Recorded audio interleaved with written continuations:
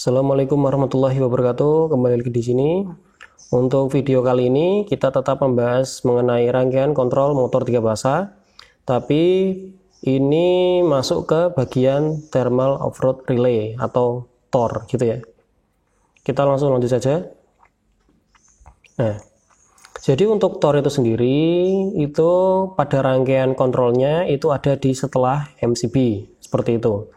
Nah, dapat dilihat di sini ada kontaknya yaitu 9596.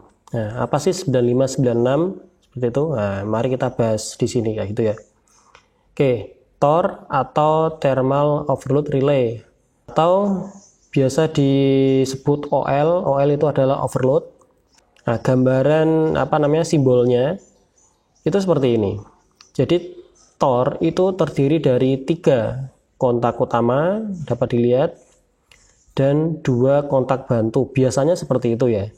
Oke, jadi 3 kontak utama dan 2 kontak bantu.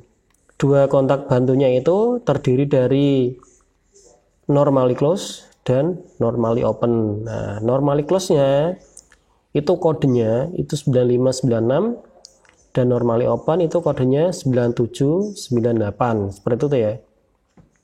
Nah, jadi sifat dari TOR itu sendiri yaitu pemutusan termis atau beban lebih.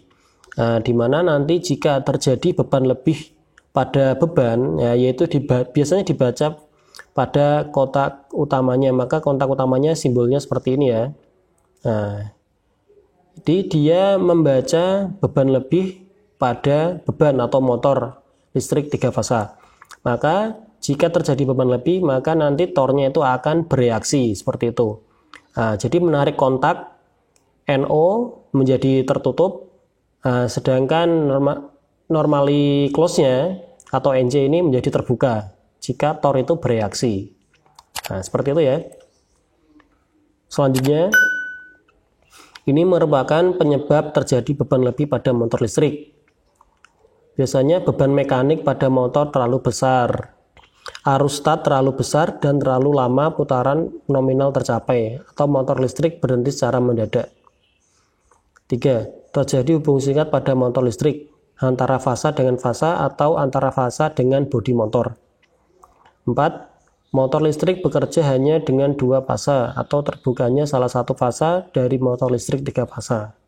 Jika terjadi salah satu dari penyebab ini, jika terjadi salah satu pada karakteristik ini, maka nanti motor akan beban lebih sehingga TOR-nya itu nanti akan aktif. Oke.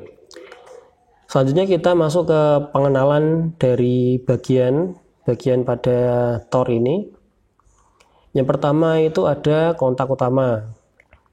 Nah, dapat dilihat kontak utama itu masuk dari sini, dari atas, atau biasanya kita nyebut L1 gitu ya, itu menuju ke T1.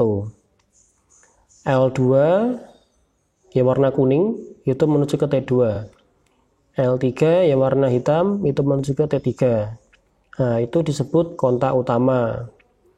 Nah, kontak utamanya kalau yang merek Schneider ini dia langsung ada tembaganya, maka nanti biasanya dia langsung masuk ke dalam kontak utama dari kontaktor seperti itu. Nah, jadi itu akan lebih mempermudah dalam pemasangan dan membuat rangkaiannya itu rapi kayak gitu.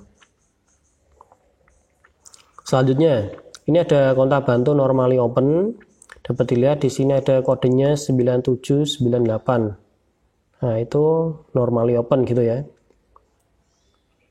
Selanjutnya ini ada kontak bantu yang normally close. Ini ada kodenya 9596. Oke. Selanjutnya ini ada tombol stop. Ini digunakan biasanya dalam pengujian. Nah, itu nanti dia akan trip secara manual jika ditekan. Selanjutnya ini ada tombol reset. Itu berarti mengembalikan ke posisi semula setelah tadi ditekan stop. Nah, jadi ketika setelah ditekan stop, berarti kan kalau setelah ditekan stop itu kan TOR-nya aktif atau trip gitu kan. Maka jika ingin dikembalikan ke semula, maka tombol resetnya itu ditekan. Nah, seperti itu. Selanjutnya ini ada setting trip. Settingan yang penting jangan sampai terlewat, di mana nanti akan disesuaikan dengan arus pada beban.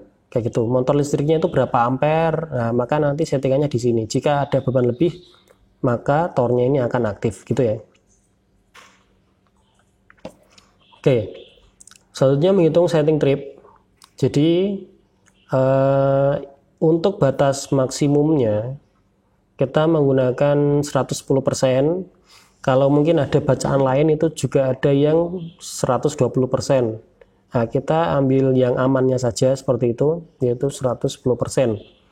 Nah, jika ada nameplate dari motornya seperti ini contoh saja, seperti itu, maka diketahui dia itu dayanya itu ada 11 kW.